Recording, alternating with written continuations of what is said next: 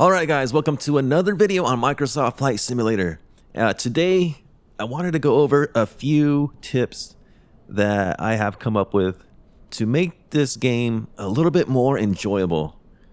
Alright, so let's go ahead and jump into number one. The first one is checklists. I know it sounds very basic, but it's actually a useful tool. So say for example, you're flying a new plane that you've never flown before, and you want to know how to turn it on. I mean, if you've never flown an A320, you wouldn't know really where to start. There's so many buttons, it's kind of intimidating. So to bring up your checklist, you want to open up the menu here, and at the top, where is it? Here it is, checklists. Click on that, and it'll open up this window. And on here, you'll have all the instructions for before starting the engine, and then starting the engine, and then after starting the engine. And so every plane will have their checklist. So if you want to jump in a plane you've never flown before and you want to learn how it works, learn how to turn it on, just go on here. And it's actually very cool. So say, for example, you want to know where the battery switches are. You click on this, and then over here, click this little blue box, and it'll tell you where it's at. There it is, the battery, on. And even if you look down here, it'll tell you what you should be doing. It says battery switches must be set to on. And once you've done that, hit this here, it'll move you on to the next step. External power on if available. And so we click here again, that's here, external power. Click it on, check it off, and move on to the next one. Engine generators, where is that? There it is. It's here and here. So it's very useful for learning where all the buttons are at. If we skip ahead here to fuel pumps, again, there they are. It highlights them for you. So that's why I wanted to talk about the checklist, because it's very useful, especially if you're flying a plane that you've never flown before. All right, so the next tip I wanted to talk about is the taxi ribbon. All right, so to get the taxi ribbon to work, we got to go into the assistance options, and then we come over here to navigation aids, and right here is the taxi ribbon. You turn that on or off. I think that by default it's off, so you want to turn it on if you want to use it. And you could also turn on the route and waypoints, landing path, but I like just to leave those off, because I feel it's very useful if you're in a big airport that you're unfamiliar with. You come into your air traffic control, request taxi IFR, and then that'll tell you where to taxi to and also where to hold short on runway. So now that we have our taxi ribbon set up, as you can see, it basically tells you which way to go to get to your runway. And if you look over here, that's where the runway where we're taking off at, runway 4 left. So let's go ahead and get going. And here's what it looks like from the cockpit. Because seriously, trying to read these little signs, it's pretty difficult.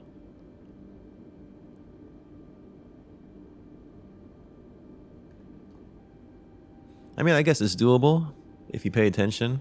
But look at these signs. They're kind of confusing to me. I'm not a real pilot, so yeah, trying to follow all these signs, I just want to get up in the air. That's all I want to do. All right, so the next tip I wanted to cover is check the list. Show player names. So basically what that does is what it says it is.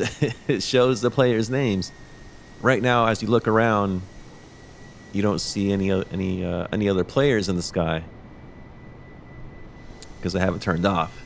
So if we turn that on, we go here to, I think it's general options. We go to traffic. Show traffic nameplates. Turn that on. Apply. And now we can see where everyone else is at visually, just by looking, turning the camera around. So over there we got a couple players in F-18s. I think that's an AI plane. That's another AI control plane. So not too many people around here.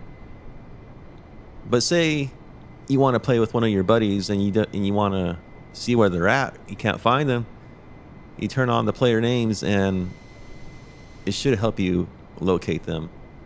Okay, so the next tip I wanted to go over is the travel to, skip to feature.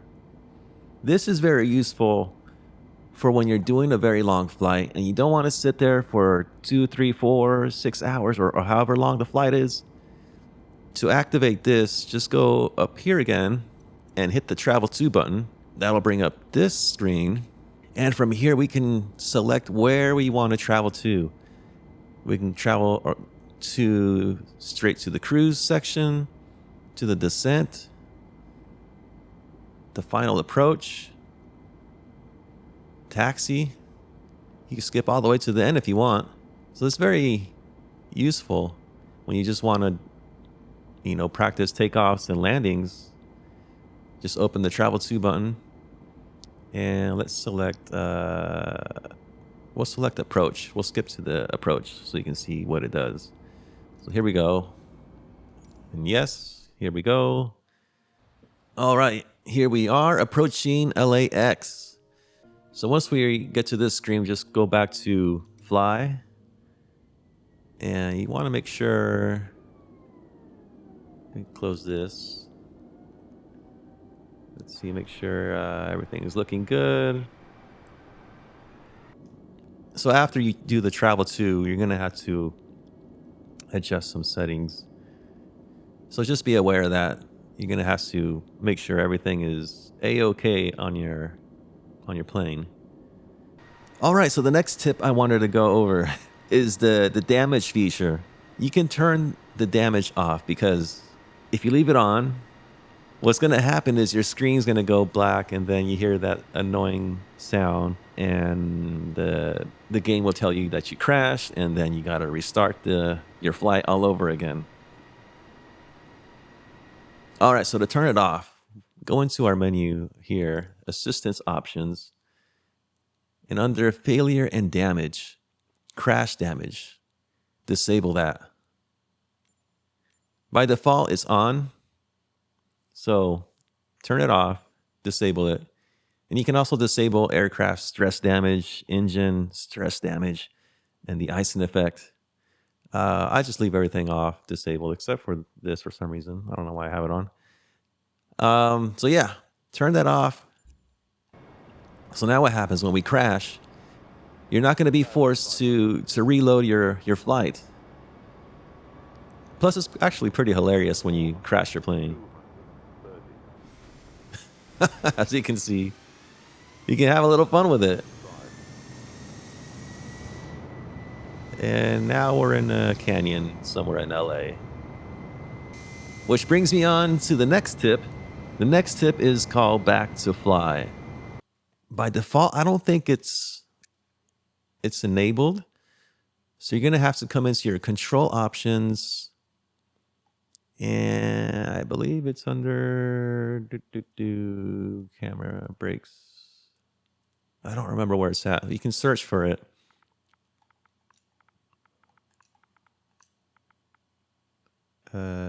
Back. Let's see if it brings it up. Oh, there it is. Here's the buttons that I have binded to this. So when I press left button plus right button and then up on the D-pad, that'll put the plane back in the air, or it'll also gain some altitude while in flight. It's a very useful feature. So what you're going to have to do is bind this option to one of your keys or one of your buttons, however you want to do it. This is what I have it at. So if we go back to the plane and I hit those buttons, left button, right button, and up, we are back in the air. Just like that. All right, so if you press it while in the air, it'll keep pushing you up, up, all the way until you hit the max ceiling. And now you can see the jump that we made. So that's what back to fly does. So if you ever mess up, just hit back to fly and you're back in the air.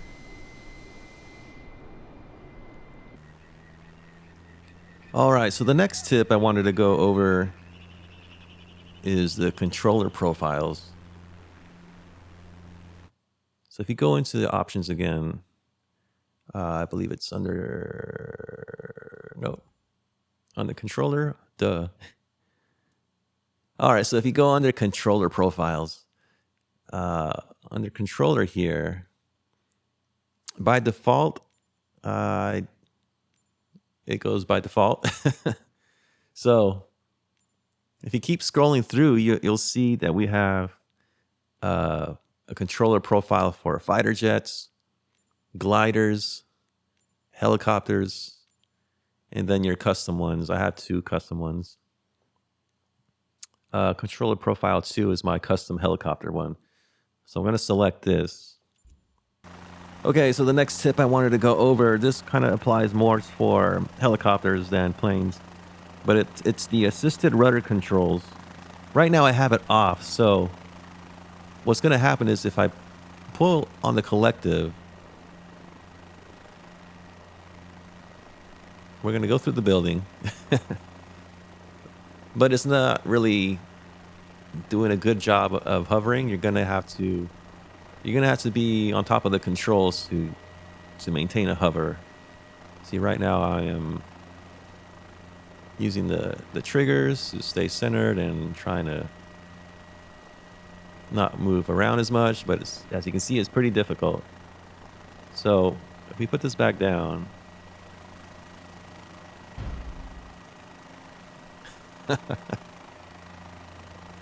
and we go back to our control, no wait, I think it's under assistance. Yes, under piloting, scroll down a little bit here. Helicopter assisted tail rotor. If we turn that on and then the cyclic 2, that's going to make it a lot easier to fly a helicopter. So now I'm applying the collective a little bit, and I'm not even touching the left stick or the right stick. It's doing all the work for me. So if you want to just fly around and have fun and learn how a helicopter feels, I would suggest you turn on the rudder assist and the cyclic assist, because now it's a piece of cake. Look how easy it is to fly. Much easier, he says. So yeah, that makes a big difference in helicopters. On planes, not so much, but I guess it does help. So if you just want to fly around and have some fun, I would suggest use the rudder assist and the cyclic assist, because it makes a big difference.